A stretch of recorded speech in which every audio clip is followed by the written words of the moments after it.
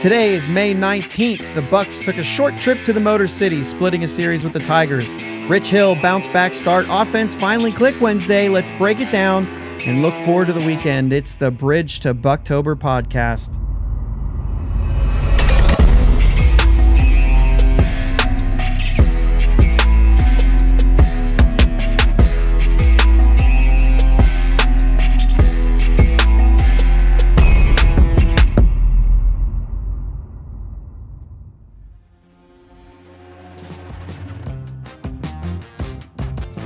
Yins, guys. Thank you for listening to the Bridge to Buctober podcast, where we talk all about them Pittsburgh Pirates and that. My name is Josh, and also with me today, trying to mix up a little bit, my brother Jake. What's up, Jake? Hey, man. What's going on? Well, here we are recording in the middle of the workday for me.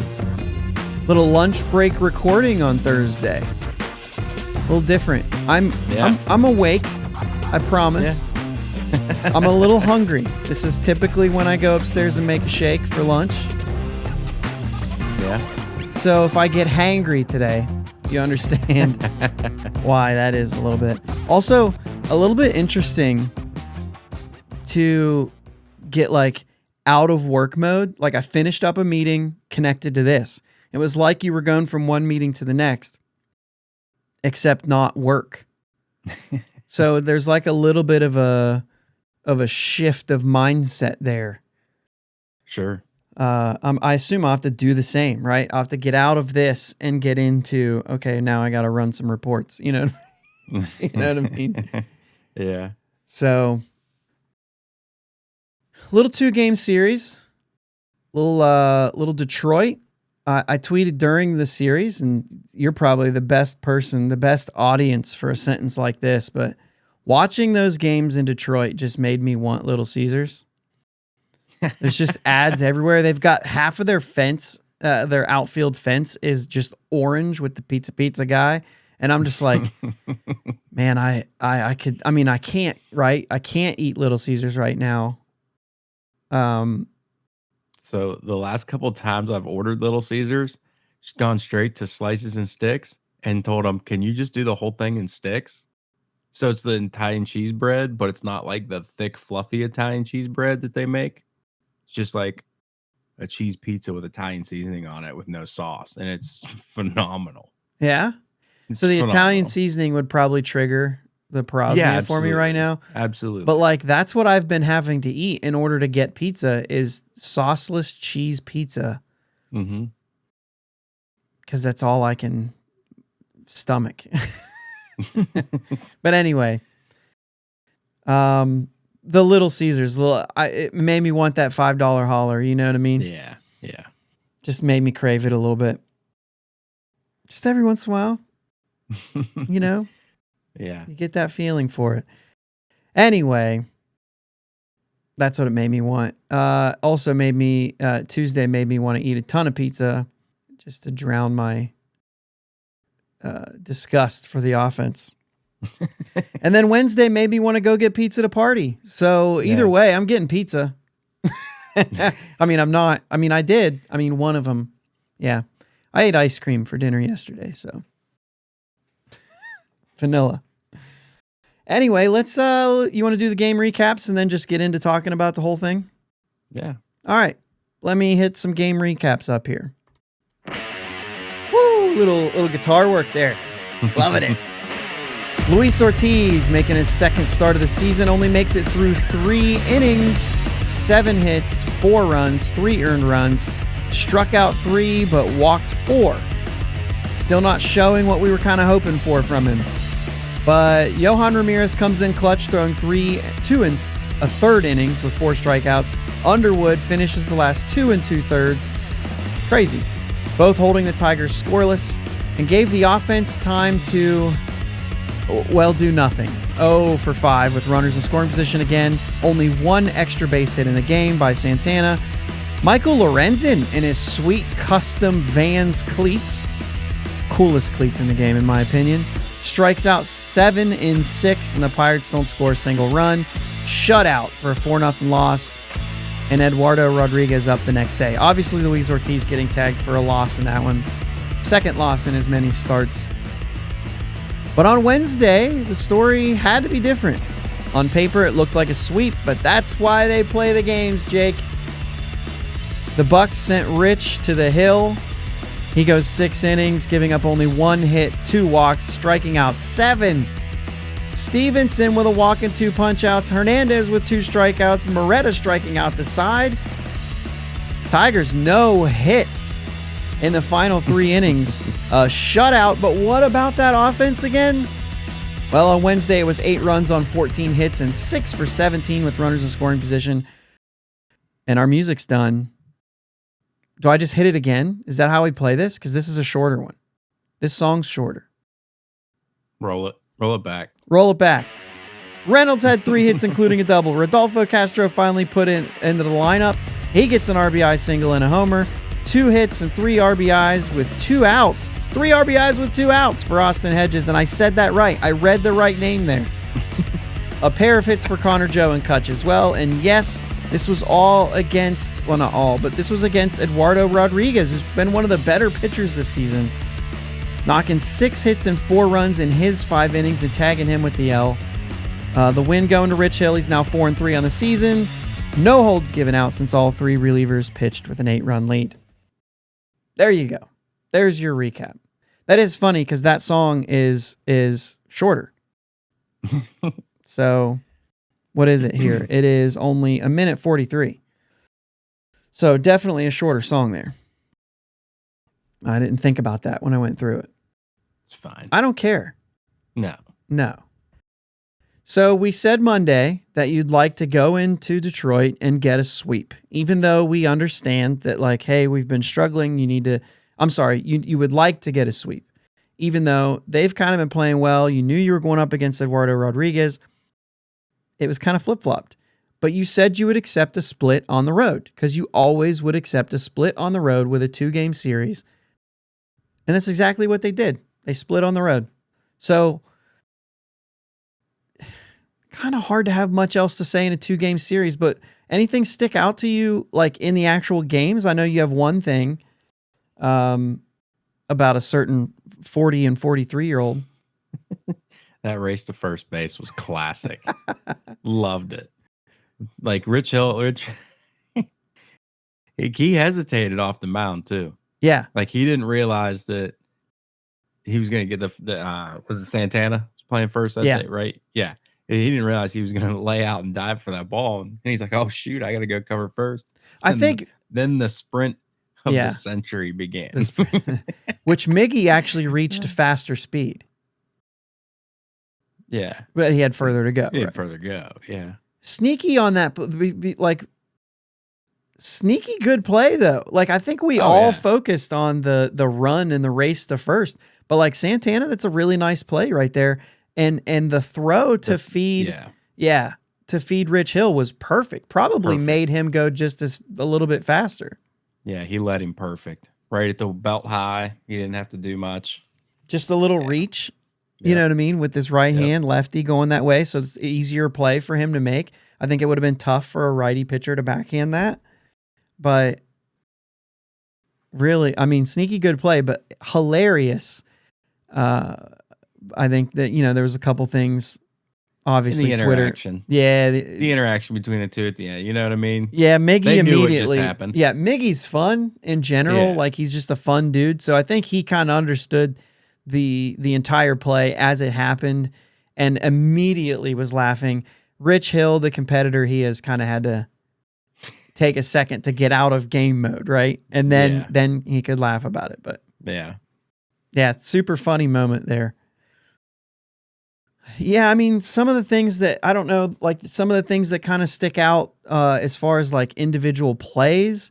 I thought the inning was a little entertaining where Ke'Bryan Hayes gets a ball and kind of floats it over to Santana and he has to jump for it.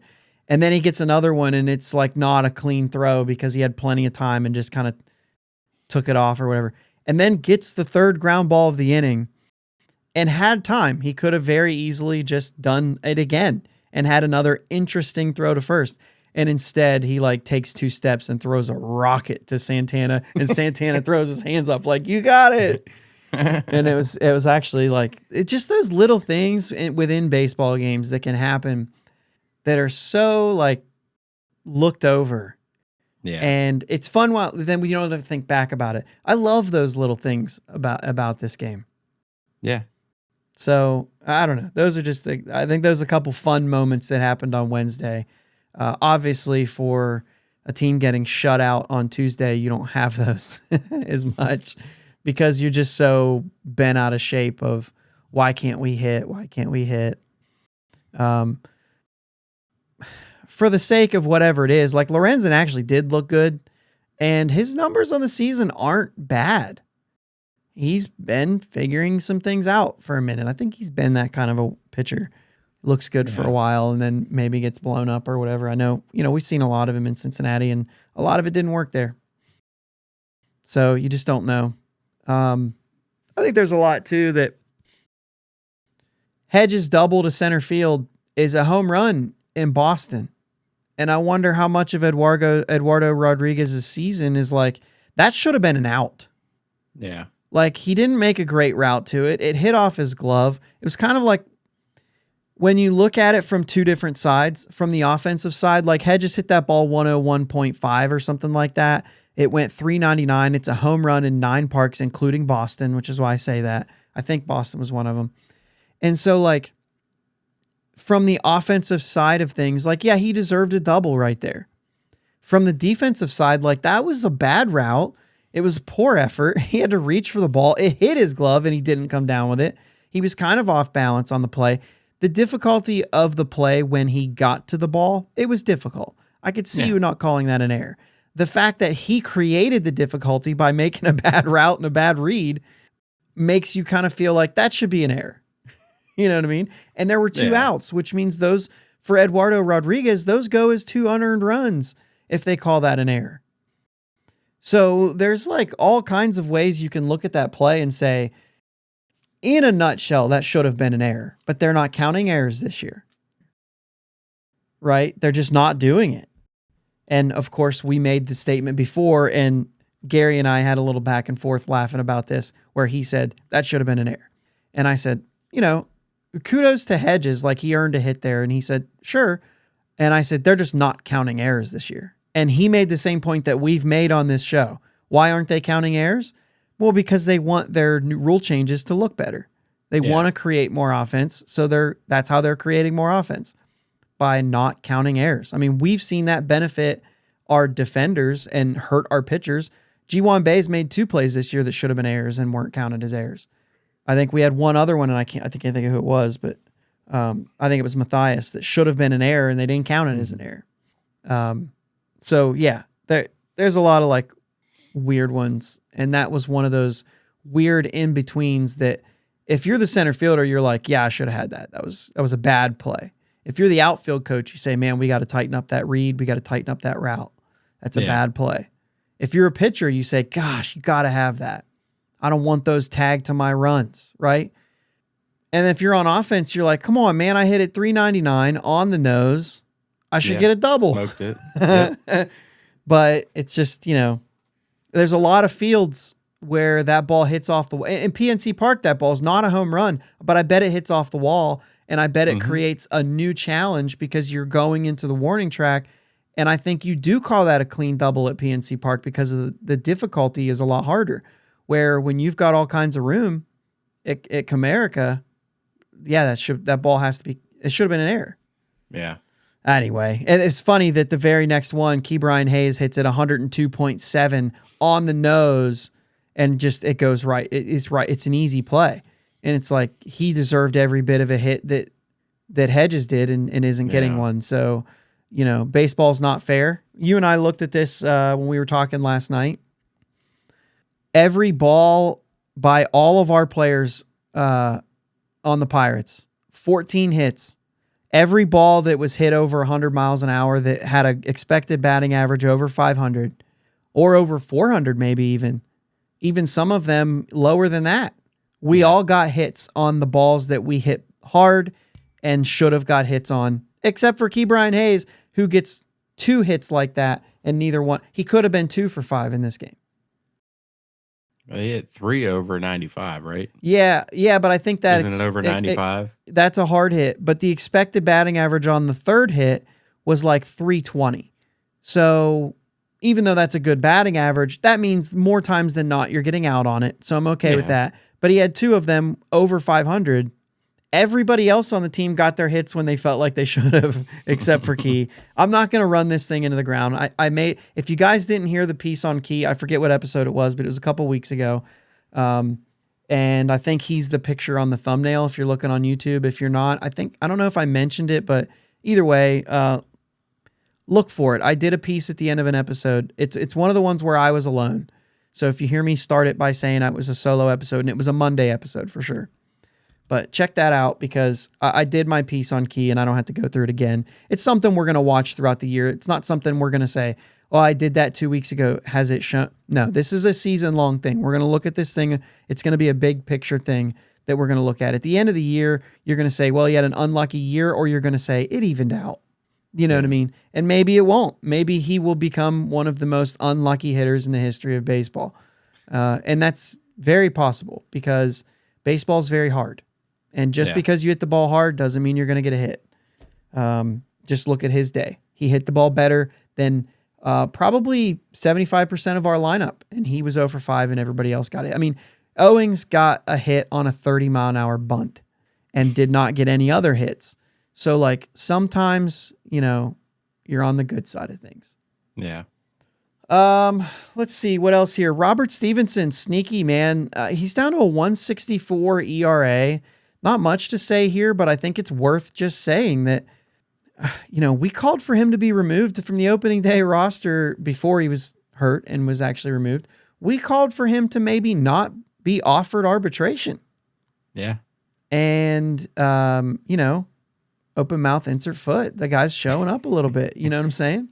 Yeah, he looks pretty good, man. And it's not luck. Like, you're seeing good pitches, right? Mm-hmm. Mm-hmm. It's good stuff. Location, movement, it's good. Yeah, his fastball's hot. I mean, it has been, but like the breaking ball, he's snapping good, and I mean, I've liked what I've seen. Mm-hmm. What do you think about Kutch has now batted leadoff a couple times? How do we feel about that? Because I don't mind it. Excuse me, I don't mind it. You view McCutchen typically as like an RBI guy, at least. That's what we've been doing with him all year. He's batting 3 or 4.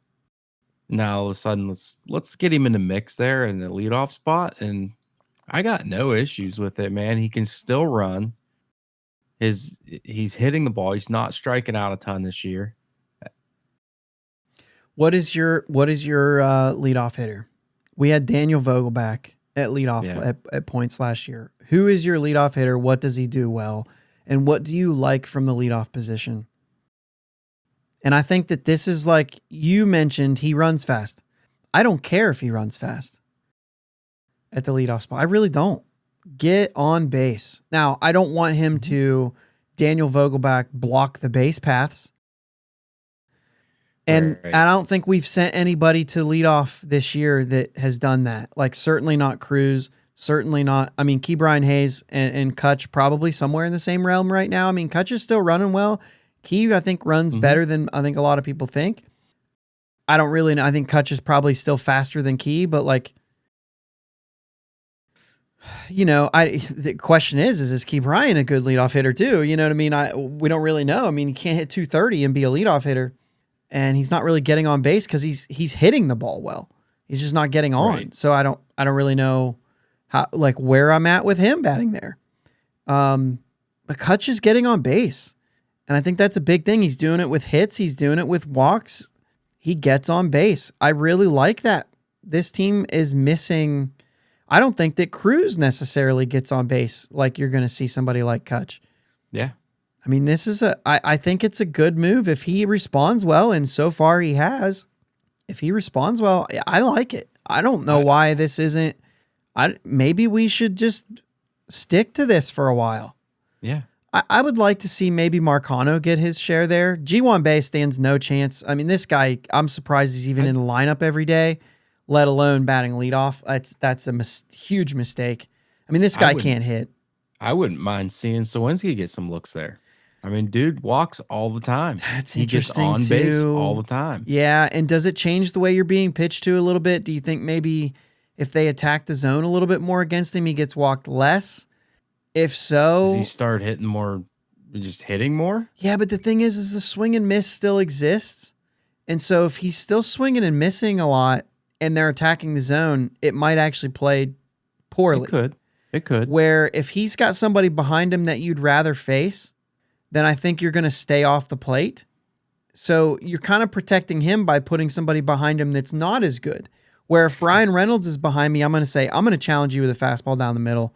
Sure, he might get an uptick in home runs, but he also may get on base a lot less and it might strike out even more. You know what I'm saying? Because the swing and miss is there regardless of, like, when the ball's in the zone, he's still swinging and missing it.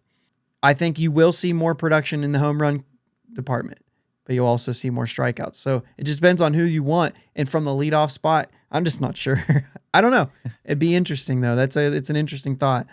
Marcano, obviously, I could see, anytime he gets hot, put him up there. I don't know. That's about it. It is kind of a team without a leadoff hitter in a way, but the way you look at that is it depends on what you like from a leadoff hitter. Right. So I don't really know. I don't know. Yeah. I mean, I haven't had a ton of complaints with our lineups this year, like I have in the past. Right. With, maybe one exception that we're going to get into. And I think it's a good segue. And I think to piggyback off of that, maybe our understanding of lineup construction across baseball helps us cope with the idea that our lineup changes all the time. When you realize that it's an industry standard, I think it changes your complaint. Yeah. You know what I mean? Like, oh, everyone else is doing it too? Okay, so then I'm not going after Shelton for this. It's just a problem I have with baseball right now. Yeah. And that's fine. If that's a problem you have with baseball, that's one thing. But when you direct it to Shelton or Sherrington, you're just off base. Your argument sucks. It's not their problem. It's everybody's problem. So it's either you don't like the way baseballs go. It's like saying, I don't like the opener. You know what I mean? You don't hate your guy for doing it. You hate everyone for doing it. Yeah. And sure, I'll fall into that category. Yeah. And you can say like, I wish my team didn't do that. Right. And so the same thing with the lineups. I wish we didn't do what everyone else is doing. I wish we were different. I wish we still played 1990s baseball. That's a fair argument. I think a lot of people would say, well, that's because that's opinion, right? Yeah. But the fact is, everyone's doing this with these lineups. And so it's either get over it and say this is baseball and I don't like baseball doing this, or it's, stop making your argument because it's worthless. It's, it's not a Derek Shelton thing. This is a baseball thing. Like I said, your argument is better fit by saying, I don't like that my team, and go figure. There's another notification. Focus mode. That's kind of what it is. The funny thing is it's from Katie and she knows I'm recording. Like, what are you doing? Anyway. She also knows you usually turn it on focus mode. Good point. So with that said about lineups, why the heck are we not playing Rodolfo Castro? Yeah, I don't get it. How in the world do you take a guy who struggled at shortstop defense, not anywhere else, guys, nowhere else, just shortstop, struggled at shortstop defense, once again, shortstop. If you're saying that he's terrible on defense, you're wrong. He's terrible at shortstop. Yeah. And actually not even terrible. He's just made the routine costly ones. Yeah. The ones when you can't make an error, he's making an error. I got an idea. Let's not start this guy. Let's put him into a pinch hit situation and then put him on the field when he has the opportunity to make a costly error. I would much rather see Castro start and be replaced by Owings for late inning defense. Yeah. 100% of the time. Get me the offense early and get me the defense late. And if we're still behind, keep the offense in the game. Yeah. Yep. But they're just, to me, the approach is, Is Rodolfo Castro a better hitter against left-handed pitchers? Yes. I want to be very clear about something. He is a better hitter against left-handed pitchers. Does he still pose a threat against right-handed pitchers? Yes. He's just not going to be as consistent. The reason I said I want to be specific about something is you don't make this argument by saying he's a better right-handed hitter. He's a fine left-handed hitter. His swing is fine. Everything looks like it's there. The technique, he doesn't look awkward. It's not an awkward left-handed swing. If you remember the conversation about Neil Walker, his swing did not look as good right-handed. He looked a bit uncomfortable because he didn't do it very often. There were actual reasons for people to say, you should probably just hit left-handed, right?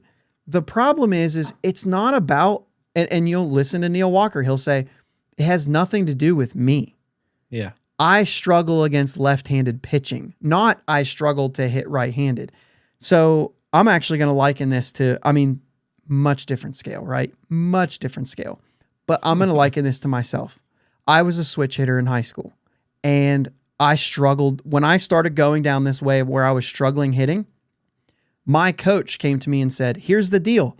You take 50% of your BP swings left-handed and 50% of your BP swings right-handed. You barely ever hit right-handed because there's much less lefties, especially in high school. He said, you're going to hit left-handed only. Now, my swing was better left-handed. That's why he picked left-handed. I had holes in my right-handed swing, too many fly balls. Isn't that hilarious that we say too many fly balls? Now everybody's saying hit the ball in the air. Anyway, too many fly balls. So he said, you're going to work only on left-handed because you're going to become a better hitter left-handed because you're going to see more right-handed pitchers. What did that mean? When I went up against lefties, it was rough. Mm-hmm. But I wasn't practicing on one side. And the thing is like, he's the opposite. He's hitting lefties, which is the one that you do less often. He's getting the reps against righties all the time. Get him the reps. Yeah. He will get better. And even if he doesn't, his OPS plus is better than Ji-Hwan Bae's. Now, Bae just recently had a decent game, so that's going to fluctuate for him. You know how he does. 3 hits in one game, no hits in 7. And the thing is like, they're the same hitter. Ji-Hwan Bae, by the way, is better against lefties. Even as a left-handed hitter, his numbers are all better against lefties. So saying that he should be playing second above Castro when you also can say, if Castro goes 1 for 8 in a 2-game span but hits a 2-run homer, he's better than Ji-Hwan Bae, who bunted once and got thrown out trying to steal second. I'm sorry. And he's better at defense at second base than Bae is too. Yeah. You get a superior defender in Castro. Oh, believe that or not at shortstop, guys. It's second base. He's a better second baseman than Bae. Now, Marcano's better than both of them, I think. I think he is. Yeah. And I even think Marcano's a better shortstop. I just think his arm is not good. Hey, our shortstop's hurt. I'd rather put Marcano at shortstop almost every day. And then late in the game, if we have the lead, you put Marcano at second, you take Castro out, and you put Owings in. Yeah. That's how I do this thing. I want Castro's bat in the lineup. Yeah, for sure. Yes, he's better against lefties, but he's still better than Bae against righties, in my opinion, because of the potential danger. And if he starts clicking, he's going to hit the ball. Yeah. He still hits the ball hard when he's batting left-handed against right-handed pitching. So let it happen. Sorry, that's my rant. Castro needs to be in the lineup. You put him in the lineup, we scored 8 runs. Now, I know that they weren't all him, but it's just another hitter. You didn't even have Sawinski in that lineup because it was a lefty. Right. To me, it's Bae. Even when they put Castro in, Bae played center field.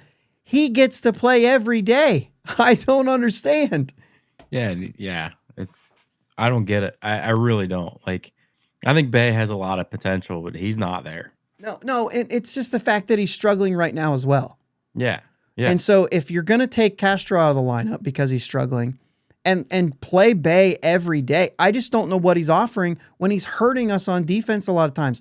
The outfield defense for Bae is going to get better. He's an athlete. He's going to get better reads. He's going to get better routes. I'm not saying long term. I don't dislike Bae long term. This is not a Van Meter argument. This is not in any stretch of the imagination. Not even close. No, but he's struggling as well, and we continue to send... Dude, the pitches that he's swinging at is so frustrating, and he's swinging as hard as he can. You're not Pete Alonso, dude. You need to calm down a little bit. I was going to say Shohei Ohtani because their swings are similar, but I didn't want to just be like, I can't only compare the guy to another Asian player. That's dumb, right? Right. But like, you're just stop. Like, just hit the ball. Like, you get your better base hits when you slap backside. Just keep doing that, man. Yeah, and that's what he does against lefties. Right, he just exactly. stays on the ball and just slaps it the other way. Yeah. And Stay on the ball, they show that and clip, drive the ball up the middle. 100%. Unless you're Key, stop driving the ball up the middle because you're getting out. You need to stay between that first and second base ground ball hit that he did the other day, 97 mile an hour between them, or he needs to pull the ball down the line or something. He's hitting everything to center field right at the center fielder, 170 miles an hour, like on a line, right? Yeah. But anyway, I think that's good there. Let's get on to everything else here. Standings, Pirates are 1 game behind the Brewers. I mean, we're still there. We're going to talk about standings as long as we're in the mix. We're still a playoff team right now. We've got a wild card spot. Interestingly enough, the Cardinals are 8-2 in their last 10 games, and they're still in last place in the National League. By the way, they've scored more runs than any other NL Central team, and they're in last place. The Cardinals they just brought up Liberatore, by the way, again. So, like, they're going to start bringing these pitchers up. He's going to get another shot to be what everybody thinks he's going to be. Cardinals still have a run in them. They're going to shake things up. Pirates are 3-11 so far this month. They're still 3 games over 500 somehow, but we have 9 games against good teams coming. So this could still be an ugly month, even if we start doing well. Let's talk about those Diamondbacks and get out of here, okay? Mm-hmm. Second place in the West behind the Dodgers, 25-19 and 6-4 in their last 10. They've scored a ton of runs, guys. We're in the 180s. They're in the 220s. Like, this team is going to score runs. We got some tough customers coming into town. The fact that we're at home, I like. But this team is good. They're a good young team. I don't think they're going to stay where they're at right now this year, but they could because the talent is there. A lot like the Pirates, a lot like some of the young teams that we see. Like, look at what Tampa's doing right now. Like, we didn't even have them making the playoffs this year. Like, they're a young team. You just don't know what you're going to get. If they click, they're a good team. And I think the Diamondbacks are there too. I really had them. I think we had them both. Both had them finishing third in the division, thinking they're coming, but they're not quite Dodgers and Padres. But the Padres haven't been playing well. So right now they're sitting in second. And we have some. I mean, if we could face probably the worst pitching matchups from the Diamondbacks, we're going to do that. Zach Gallen and Merrill Kelly coming into town. Zach Gallen is against Oviedo tonight on Friday night.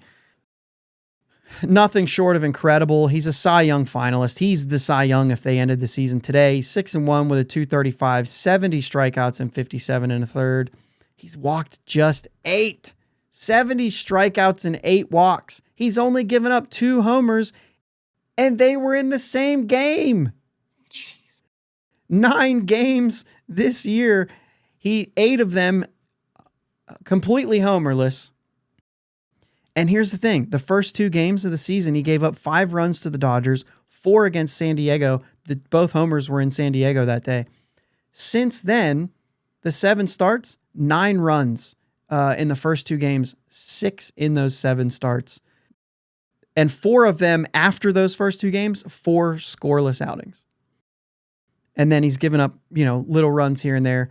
Couple quality starts his last 2 games against Miami and San Francisco. Last start against San Francisco was 7 2/3, 5 hits, 6 Ks, 2 walks, and 2 runs. He's awesome. He's a dude. Yeah. And I'm hoping to see the Pirates take a look at that, specifically that 8 walk. Let's attack. Dude's going to come to the zone. That's a good point. Let's attack. Don't wait for your walks against this guy. Right. Get your fastball that he's going to lay on the outside corner and drive it the other way. Yeah, quick note here. Signed by the Cardinals originally. Traded to Miami with Sandy Alcantara, or Alcantara, however you say that name, and 2 other guys for Marcell Ozuna. Oops. And the Cardinals can't Oops. pitch. And the Cardinals can't pitch. And then Miami traded him to Arizona for Jazz Chisholm. So, like, that's the pedigree this guy's on. Yeah. Saturday, Mitch Keller will go up against Brandon Pfaadt, and that is Pfaadt. Pfaadt. That's like saying Mitch Keller pronounces his name Smith, okay? It's not quite that much, but he's a rookie. He's only pitched in 3 games so far. He was their number 3 prospect coming into the season behind Jordan Lawler and Drew Jones. So 2 elite prospects. He's 0-1 with an 8.59 ERA. His last outing was a lot better, though. He got tagged pretty hard in his first 2. 7 runs and 6 runs in those games against Texas and Miami, giving up 6 home runs in those first 2 games and walking. I actually only walked 3, 6 strikeouts. But 5 innings, 1 hit, 1 run. It was a solo homer against San Francisco. He did walk 3, but had 5 strikeouts. So a little bit better his last time out. Young kid, looks about 15 years old. But we've got Keller going. I like our chances in that game. But not mostly just because Keller's pitching. But, I mean, because you just don't know what you're going to get from this kid. Yeah. And then Sunday, it's Rowanzi and Merrill Kelly, which I think is a really good matchup, too. I think they're favored, obviously, Friday night. But you could still get this series if you get a good start from Keller and you can get to Pfaadt and then get a good start from Rowanzi. It's going to be on Rowanzi there. Mm-hmm. Veteran Merrill Kelly pitched for Team USA this year, 2.92 ERA and 9 starts, 55 strikeouts, only 5 home runs. I mean, he pitched in Oakland last time, so 9 strikeouts, a walks, 2 hits, and a run, but he was, pitching to Oakland. 200 innings pitched last season, 337. This guy's good. Yeah. He's a good pitcher. So we've got a tough matchup. They're not a slouch offensively either. Corbin Carroll, speed, 6 home runs. Christian Walker has 10. And a great offensive season so far from Ketel Marte, Gabriel Moreno, the guy they got in the Varsho trade. Gurriel Jr. is going off on it. Gurriel Jr. has been good. Terror. Geraldo Perdomo is their war leader right now. I mean, he's really good. So, like, they've got a good team. Diego Castillo's in the minors. So, they got a good team here. This is a tough customer here. I think we're going to try to cover these teams a little bit more, knowing what we're going up against coming into it. So, I did a little more looking into this team. It's going to be a great series. If we can come out on top of this series, it's going to be a big statement, I think. Like this, we're facing the toughest part of their staff, especially with Pfaadt being an unknown. I think that plays like making it more difficult. You've got 3 starts, 2 of them were awful. You don't know how he's going to look. Really, he could be great. Right. Yeah. So, but you got to. That's a game you have to win. Period. Yeah. When you got Keller going up against the young rookie, you have to win game 2.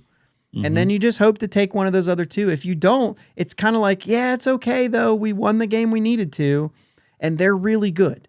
But if you take the series, I think it's a big statement. Whoever they get to, whether it's Gallen or Kelly, and if Oviedo or Rowanzi pitches well, I think that's the storyline. I think that's your storyline. If you can get one of those 2 games, I think that's a storyline. Mm-hmm. 6-game homestand against the Diamondbacks and Rangers. These guys score a lot of runs. It's going to be a tough homestand, but right now we're looking forward to those Diamondbacks. Let's see if we can get a series this weekend. You got anything on the Diamondbacks there that you didn't say? Corbin Carroll's super fast. What else? You got Merrill Kelly, who's on the WBC team for America. I mean, these dudes are no joke. I mean, I think we've covered it pretty well, but they're no joke. Yeah. That first game, let's attack him and. They were in first. Hopefully, we can get good pitches to hit. Yeah, they were in first place for a while, and it felt like but everybody's kind of down. And the Dodgers have taken over first place there, but they've also been playing better. It's not that they started playing bad. It's just the Dodgers are who they are, and they jumped way up. But, I mean, like I said, they're still 25-19. They're still a good team, and I think they're going to be in the mix for most of the season. I still think the Padres overtake them. But, I mean, when I look at this lineup, I see a possibility that they don't. If the Padres are going to start having the Mets are going to Met, Padres might start having a little cliche about their team too. Right. You can't just spend a bunch of money and then all of a sudden win games because you spent money.